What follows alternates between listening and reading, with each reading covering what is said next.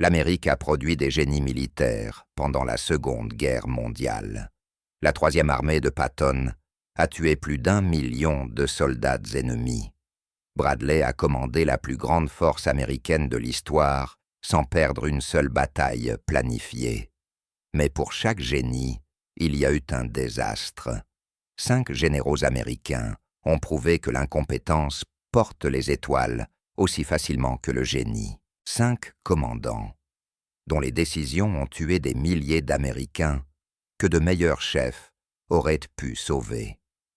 Voici le classement définitif des 5 pires généraux américains de la Seconde Guerre mondiale. Le numéro 5 a ignoré tous les avertissements et l'a payé de nombreuses vies américaines. Le numéro 1 s'est caché dans un bunker à 110 km derrière ses lignes pendant que 6500 soldats étaient massacrés. Ces généraux n'ont pas seulement perdu des batailles, ils ont trahi chaque homme qui croyait que le grade signifiait compétence. Numéro 5. Le lieutenant-général Walter Short, le général qui a garé ses avions en rangée. Lorsque la première bombe japonaise est tombée sur Pearl Harbor, 231 avions américains étaient stationnés, elle contre elle, en rangée parfaite, au centre de 3 aérodromes non dispersés, pour leur protection non dissimulée, dans des abris alignés, comme des dominos, de sorte qu'un seul passage de mitraillage pouvait en détruire des dizaines. Le lieutenant-général Walter Short a pris cette décision et son choix de privilégier la prévention du sabotage plutôt que la défense aérienne a coûté la vie à 2403 Américains en 2 heures. Short se tenait dans son quartier général, à Fort Shafter, regardant le ciel se remplir d'avions japonais, 183 bombardiers et chasseurs lors de la première vague, 170 lors de la seconde. Ils attaquèrent chaque installation militaire américaine à Oahu. Short commandait 43 000 soldats de l'armée et 231 avions chargés de défendre Hawaï. Il avait été averti à plusieurs reprises qu'une attaque japonaise était probable. Au lieu de cela, il a garé les avions en rang serré pour faciliter la surveillance. Il a laissé les munitions enfermées dans les dépôts. Il n'a pas activé les stations radars. Il n'a pas déployé les batteries anti-aériennes. Lorsque les Japonais sont arrivés, ses forces ont été détruites au sol, 188 avions américains, détruits 155 endommagés. La pire défaite de l'histoire militaire américaine. Walter Campbell Short est né dans l'Illinois en 1880. Diplômé de West Point Promotion 1902. En février 1941, il commandait le département d'Hawaï. Sa mission était de défendre Pearl Harbor contre toute attaque. Short disposait de toutes les ressources nécessaires, des stations radars, capables de détecter des avions à 210 km des chasseurs de l'artillerie anti-aérienne, 43 000 soldats entraînés. Ce qui lui manquait, c'était l'imagination. Short croyait que la principale menace venait d'un sabotage mené par des civils japonais à Oahu. Cette obsession monopolisait toute son attention. Il ordonna que les avions soient stationnés très proches les uns des autres, afin que les gardes puissent mieux les surveiller. Il maintint les munitions sous clé pour prévenir le vol. Il limita l'utilisation du radar à des exercices d'entraînement. Chaque décision optimisait la défense contre le sabotage. Chaque décision laissait Hawaï vulnérable à une attaque aérienne. Washington envoya plusieurs avertissements. Le 27 novembre 1941, action hostile, possible à tout moment, mettre en œuvre des mesures défensives. Short interpréta ce message comme un avertissement de sabotage. Il passa au niveau d'alerte, 1 défense contre les menaces internes, et non au niveau 3 défense contre une attaque extérieure. Son état-major remit ce choix en question. Le lieutenant-colonel Kendall Fielder recommanda des mesures défensives complètes. Short le désavoua. Le 7 décembre, Les opérateurs radars détectèrent des avions japonais en approche à 7h02 à 210 km au nord.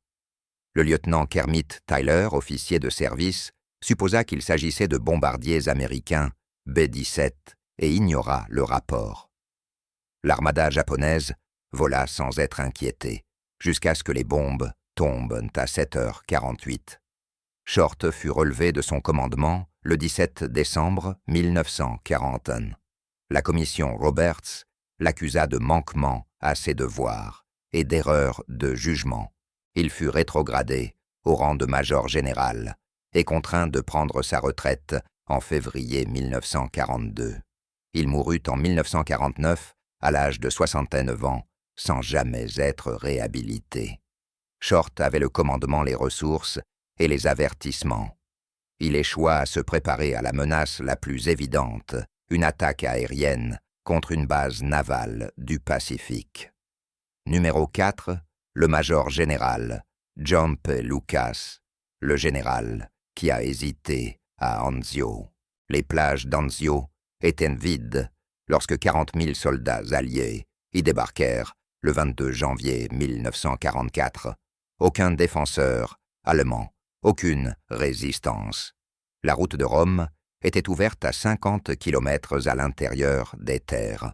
Les routes nationales 6 et 7 étaient faiblement défendues. Les renseignements signalèrent la confusion allemande. Pendant 48 heures, rien ne s'opposait aux forces américaines pour couper la 10e armée allemande. Churchill qualifia ce débarquement de coup de griffe, frapper vite, créer le chaos, mettre fin prématurément à la campagne d'Italie. Le major général John Lucas jugea l'opération trop risquée. Pendant 7 jours, il n'avança pas d'un seul kilomètre. Lucas se tenait à bord de l'USS Biscayne, observant ses troupes débarquer sans opposition, puis leur ordonna de fortifier la tête de pont au lieu de progresser. Pendant que Lucas construisait des défenses, les Allemands acheminèrent 8 divisions vers Anzio. Le coup de griffe se transforma en siège 4 mois de combats brutaux, 43 000 pertes alliées. Lucas fut relevé de son commandement le 22 février pour ne pas avoir exploité le succès initial. John Porter Lucas est né en Virginie occidentale en 1890, diplômé de West Point Promotion 1911. En 1943, il commandait le 6e corps en Italie. Lucas était prudent. Il croyait à une planification minutieuse et à des ressources suffisantes. Ses qualités faisaient de lui un excellent formateur, mais un mauvais choix pour Anzio. L'opération Shingle exigeait une action agressive, débarquer derrière les lignes allemandes, avancer rapidement, forcer l'ennemi à se replier. Le succès dépendait de la vitesse. Lucas reçut ses ordres et exprima immédiatement ses doutes. Il estimait que 40 000 hommes n'étaient pas suffisants et qu'il en fallait 90 000. Son supérieur, le lieutenant-général Mark Clark, lui ordonna d'exécuter le plan tel quel. Lucas obéit, mais son pessimisme contamina son état-major. Le 22 janvier, les débarquements furent pourtant presque sans opposition. Les forces allemandes comptaient moins d'1 millier d'hommes. Les forces alliées les surpassèrent à 40 contre 1. Les routes nationales 6 et 7 étaient ouvertes. Lucas disposait d'une fenêtre de 48 heures avant l'arrivée des renforts allemands. Au lieu de progresser à l'intérieur des terres, Lucas fortifia la tête de pont. Il établit des dépôts de ravitaillement, positionna l'artillerie et prépara des positions défensives. Son raisonnement était logique: s'il avançait trop vite et se faisait couper, la force serait détruite. Mais pendant que Lucas construisait des défenses, les Allemands déplacèrent 8 divisions vers Anzio. Le 29 janvier, la situation s'était inversée. Les Allemands encerclaient la tête de pont. Le 16 février, ils lancèrent une attaque massive avec 2 divisions blindées et 4 divisions d'infanterie. Les lignes alliées cédèrent. Lucas demanda l'appui de l'artillerie navale. La contre-attaque allemande fut stoppée, mais la tête de pont resta encerclée. Lucas fut relevé de son commandement le 22 février 1944. Le major général Lucian Truscott le remplaça et passa immédiatement à l'offensive, mais l'occasion était perdue. La tête de pont d'Anzio resta figée jusqu'à la fin du mois de mai. La campagne, qui aurait dû s'achever en janvier, ne se termina qu'en juin. Lucas retourna aux États-Unis, où il commanda la 4e armée jusqu'à sa retraite en 1946. Il mourut en 1949, à l'âge de 59 ans. Son échec à Anzio devint un cas d'école, illustrant ce qui arrive lorsqu'un commandant privilégie la prudence à l'audace dans des situations exigeant une action décisive. Numéro 3. Le lieutenant-général Leslie McNair, le général tué par sa propre armée de l'air. L'officier américain, le plus haut gradé tué au combat pendant la Seconde Guerre mondiale, n'est pas mort en affrontant l'ennemi. Il est mort lorsque des bombardiers lourds américains larguèrent leurs bombes sur des positions américaines. Le lieutenant-général Leslie McNair, commandant des forces terrestres de l'armée, qui avait formé 410 divisions pour le combat, fut tué sur le coup par des bombes américaines, en même temps que 111 autres soldats américains. Il s'agissait du pire incident de tyramide de l'histoire américaine. Mais la mort de McNair ne fut pas seulement tragique, elle fut symbolique. Ses méthodes d'entraînement tuaient des soldats américains depuis 2 ans. McNair se trouvait dans une tranchée d'observation avancée près de Saint-Lô en France, observant l'approche des bombardiers lourds américains lors de l'opération Cobra, la percée de Normandie. McNair voulait voir comment son entraînement se comportait au combat. Les bombes tombèrent trop court. Sa tranchée fut touchée de plein fouet. Leslie James McNair est né dans le Minnesota en 1883. Diplômé de West Point Promotion, 1904, premier de sa classe. En 1942, il commandait les forces terrestres de l'armée, responsable de l'entraînement de toutes les unités de combat au sol. La philosophie de McNair mettait l'accent sur la vitesse et l'agressivité. L'infanterie devait attaquer immédiatement, sans attendre l'artillerie ou l'appui aérien. Sa doctrine blindée privilégiait les chars légers au détriment des chars lourds, estimant que l'industrie américaine ne pourrait pas produire des chars lourds assez rapidement. Ces théories semblaient convaincantes à l'entraînement, mais échouèrent au combat. Les forces allemandes utilisèrent des chars lourds, Panthers et Tigers, dont le blindage était plus épais, et les canons plus puissants. Les chars légers américains ne pouvaient pas percer le blindage allemand, tandis que les chars allemands détruisaient facilement les chars américains. Au col de Kasserine, les chars allemands décimèrent les forces blindées américaines. En Normandie, le schéma se répéta. Les Sherman affrontèrent aux Panthers et Tigers avec des rapports de destruction favorables aux Allemands de 3 contre 1. La doctrine de blindés légers de McNair tuait les tankistes américains. Ses tactiques d'infanterie étaient encore pires. McNair croyait que des charges d'infanterie agressives pouvaient briser des positions défensives. Il minimisait la coordination interarmes. Cela fonctionnait contre des adversaires mal entraînés, mais échouait face à des unités allemandes aguerries. Les divisions d'infanterie américaines subirent des taux de perte supérieurs de 40% à ceux des divisions britanniques, car les forces britanniques utilisaient une préparation d'artillerie massive, tandis que les forces américaines formées par McNair attaquaient avec un soutien d'artillerie minimal. L'incident de tir à mi lors de l'opération Cobra illustra parfaitement les échecs de McNair. Il avait demandé des bombardements à courte portée avec des bombardiers, volant bas et larguant leurs bombes à quelques centaines de mètres des lignes américaines. Les planificateurs de l'armée de l'air avaient averti que cela était dangereux. McNair insista, voulant observer les forces américaines exploiter le bombardement. Il fut tué par celui-ci avec 111 autres Américains, mortes parce que les théories de McNair privilégiaient l'agression au détriment de la coordination. La mort de McNair fut tenue secrète pendant 6 semaines.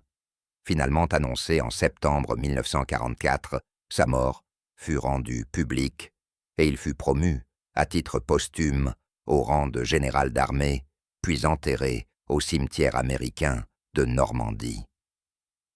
Ces méthodes d'entraînement furent progressivement abandonnées à mesure que la guerre se poursuivait.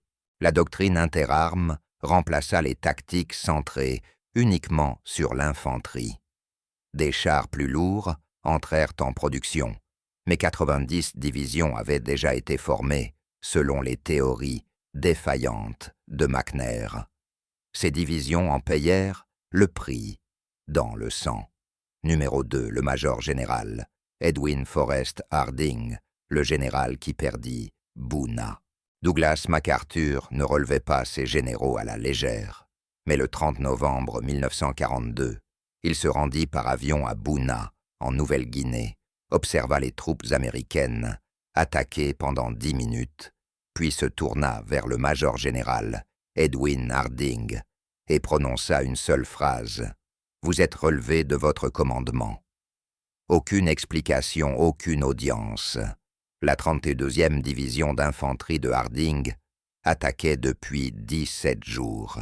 7000 soldats américains contre 3000 défenseurs japonais. Ils avaient gagné à peine 200 mètres perdus, 492 tués et 1552 blessés. MacArthur donna des ordres explicites au remplaçant de Harding, le lieutenant-général Robert Eichelberger, prendre Boona ou ne pas revenir vivant. Harding regardait sa division totalement impréparée attaquer des positions japonaises qu'elle ne savait absolument pas comment vaincre. Edwin Forrest Harding est né dans le Michigan en 1896. En septembre 1942, il commandait la 32e division d'infanterie, une division de la garde nationale du Wisconsin et du Michigan. Elle s'était entraînée en Louisiane pour la guerre en milieu marécageux, puis avait été envoyée en Australie pour une préparation à la jungle. Harding disposait de 6 semaines pour préparer sa division au combat en milieu tropical. Il n'utilisa pas ce temps efficacement. La 32e division arriva en Nouvelle-Guinée avec un entraînement minimal à la jungle. La plupart des soldats n'avaient jamais opéré dans des conditions tropicales. Ils ne savaient pas se déplacer dans la jungle, entretenir leurs armes sous une forte humidité, ni prévenir les maladies. En 2 semaines, les cas de paludisme dépassèrent les pertes au combat. En décembre, 30% de la division étaient malades. Harding n'avait pas fait de la préparation médicale une priorité. L'équipement de la division était inadapté, casques en acier lourds, sous un climat humide, uniformes en laine, provoquant des coups de chaleur, bottes en cuir, qui pourrissaient en quelques jours. Les munitions étaient insuffisantes et le ravitaillement presque impossible dans le terrain de jungle. Il s'agissait d'échecs de commandement que Harding aurait dû identifier durant l'entraînement. Les échecs tactiques furent encore plus graves. Le plan d'attaque de Harding à Boona relevait de la doctrine de la Première Guerre mondiale, assauts frontaux infanterie, avançant en vague, aucune coordination avec l'appui aérien artillerie minimale. Les Japonais avaient construit des bunkers en rondins de cocotiers. Les tirs de mitrailleuses américaines ne pouvaient pas les percer. Les grenades rebondissaient. Les attaques d'infanterie furent massacrées. Harding ne s'adapta pas. Il répéta les mêmes attaques avec les mêmes résultats. Après 9 jours d'échecs, MacArthur envoya le lieutenant-général Richard Sutherland enquêter. Sutherland rapporta que Harding manquait d'agressivité et avait perdu le contrôle de sa division. MacArthur se rendit à Boona et releva Harding immédiatement. Le lieutenant-général Robert Eichelberger prit le commandement et changea tout nouvelle tactique, coordination interarmes, appui aérien, rapproché lance-flammes contre les bunkers. En 5 semaines, Boona tomba. Les tactiques d'Eichelberger fonctionnèrent, celles de Harding, non. La 32e division subit 9 688 pertes. À Boona, 3 095 tués ou blessés et 6 593 victimes de maladies. Une division, une bataille presque détruite. Harding portait la responsabilité d'une impréparation qui causa inutilement des milliers de pertes. Harding retourna aux États-Unis pour commander des divisions d'entraînement. Il prit sa retraite en 1946 avec le grade de général de brigade. Il mourut en 1970 à l'âge de 73 ans. La 32e division se rétablit sous un autre commandement en combattant en Nouvelle-Guinée et aux Philippines, mais elle n'oublia jamais Boona. Les vétérans de la division tinrent Harding pour responsable des échecs qui coûtèrent la vie à leurs camarades. Numéro 1, le major général Lloyd Fredendall, le général qui construisit un bunker pendant que ses hommes mouraient. Alors que 40 000 soldats américains affrontaient l'Africa Corps de Rommel en Tunisie, leur commandant se trouvait à 110 km derrière les lignes, dans un bunker souterrain, ordonnant aux ingénieurs de rendre ces quartiers privés plus confortables. Le major général Lloyd Fredendall commandait le 2e corps. Ces soldats mouraient au col de Kasserine lors de la pire défaite américaine sur le théâtre européen. Fredendall se préoccupait de savoir si son abri, à l'épreuve des bombes, disposait d'une défense anti-aérienne adéquate. Il avait passé 3 semaines à ordonner à un régiment du génie entier de creuser des tunnels dans la paroi d'un ravin. Pendant ce temps, il émettait des ordres rédigés dans un jargon personnel que personne ne comprenait et refusait de rendre visite à ses troupes. Le résultat fut 6 500 pertes américaines, 4 000 prisonniers, et le nom de Fredendall devint synonyme d'incompétence. Fredendall restait assis dans sa forteresse souterraine, lisant des rapports, indiquant que les forces allemandes anéantissaient son corps d'armée. Lloyd Ralston. Fredendall est né dans le Wyoming en 1883. Il échoua 2 fois à West Point, avant d'obtenir finalement sa commission en 1907. En décembre 1939, il était général de brigade. En octobre 1940, il devint major général. Son ascension fut fulgurante. Le général George Marshall le qualifia de l'un des meilleurs et le recommanda à Eisenhower pour un commandement majeur en Afrique du Nord. L'opération Torche, l'invasion alliée de l'Afrique du Nord, débuta le 8 novembre 1942. Fredendall commandait la force opérationnelle centrale qui débarqua à Oran. Le débarquement réussit. Fredendall fut alors promu au commandement du 2e corps avec pour mission d'avancer à travers la Tunisie et de capturer Tunis. Fredendall aurait dû préparer des défenses. Il se concentra au contraire sur son quartier général. Il ordonna au 19e régiment du génie de creuser des tunnels dans la paroi d'un ravin à 110 km derrière le front, afin d'y installer un poste de commandement à l'épreuve des bombes. Les ingénieurs passèrent 3 semaines à ces travaux. Pendant ce temps, Fredendall émettait des ordres étranges, rédigés dans un jargon personnel incompréhensible. L'un d'eux disait « Déplacez votre commandement, c'est-à-dire les gars, à pied les flingues, à tir rapide, l'unité de Baker et l'unité qui est l'inverse de celle de Baker. » Personne ne comprenait. Il court-circuitait la chaîne de commandement en donnant des ordres directement au commandant de bataillon. Les commandants de division et de régiment étaient écartés. Cela créa le chaos. Les unités recevaient des ordres contradictoires. Fredendall refusa également de coordonner ses actions avec les forces françaises et insulta les commandants britanniques, détruisant une coopération qui aurait pu stopper Rommel. Le 14 février 1943, Rommel attaqua avec 140 chars et 4 bataillons d'infanterie. Les positions américaines au col de Faïd s'effondrèrent en quelques heures. Fredendall envoya des renforts et, au compte-gouttes, une unité à la fois sans coordination. Les forces allemandes les détruisirent séparément. Le 19 février, Rommel attaqua le col de Kasserine. Les défenseurs américains étaient inférieurs en nombre et en puissance de feu. Ils combattirent avec courage mais sans soutien coordonné. Ils furent submergés. Le 22 février, les Allemands avaient pénétré de 80 kilomètres en territoire allié. Eisenhower visita le front le 13 février et fut consterné. Le quartier général de Fredendall se trouvait à 110 kilomètres des combats. Fredendall ne visita jamais les positions avancées, ne vit jamais ses troupes et ne comprit jamais la situation tactique. Des forces britanniques furent envoyées en urgence pour renforcer la ligne. Les unités américaines furent retirées et réorganisées.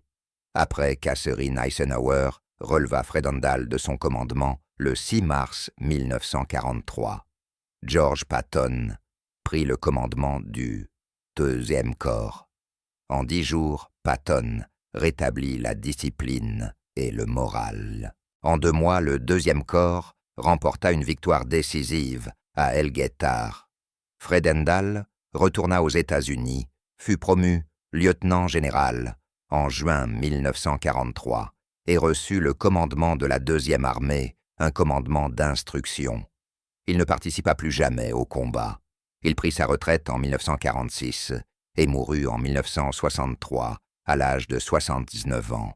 Sa notice nécrologique louait son service, mais ne mentionnait pas le col de Kasserine. Les historiens militaires se souviennent de Fredendall comme étant universellement considéré comme le pire général américain de la Seconde Guerre mondiale, incompétent lâche préoccupé par son confort personnel pendant que ses soldats mouraient. La bataille du col de Kasserine coûta 6500 pertes américaines, dont la plupart auraient pu être évitées avec un commandement compétent. Ces 5 généraux échouèrent lorsque leur pays avait le plus besoin d'eux. Short ne se prépara pas aux menaces évidentes. Lucas hésita lorsque l'agression était nécessaire. McNair forma des divisions selon des tactiques défectueuses. Harding mena des troupes non préparées au combat.